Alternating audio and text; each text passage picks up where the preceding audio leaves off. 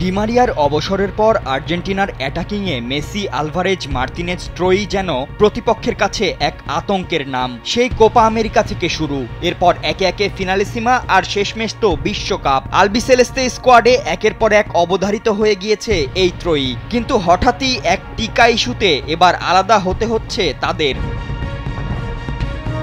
আর্জেন্টিনার পরবর্তী আন্তর্জাতিক ম্যাচ মধ্য আফ্রিকার দেশ অ্যাঙ্গোলার বিপক্ষে। এই ম্যাচকে ঘিরে আগেই শক্তিশালী স্কোয়াড ঘোষণা করেছিল মাস্টারমাইন্ড কোচ লিওনেল স্কালোনি।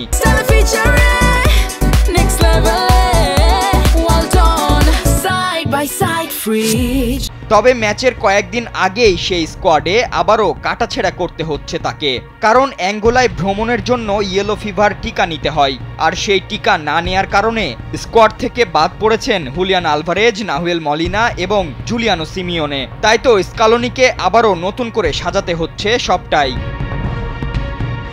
তবে আলবিসেলেস্তেদের লম্বা পাইপলাইনের কারণে খুব একটা ঝামেলায় পড়তে হয়নি আর্জেন্টাইন মাস্টারমাইন্ডকে।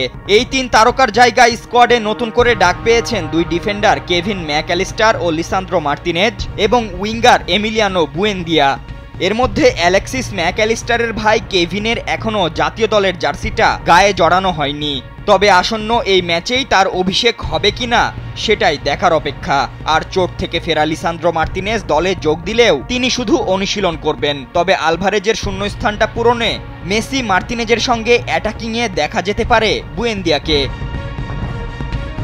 আগামী 14 নভেম্বর অ্যাঙ্গোলার বিপক্ষে চলতি বছরের শেষ আন্তর্জাতিক ম্যাচ খেলবে বর্তমান বিশ্ব চ্যাম্পিয়নরা। এই ম্যাচের পর 2026 সালের মার্চে ফিনালিসিমা ম্যাচের আগ পর্যন্ত কোনো খেলা নেই আর্জেন্টিনার। ফাতিন ইশরাক, কালবেলা।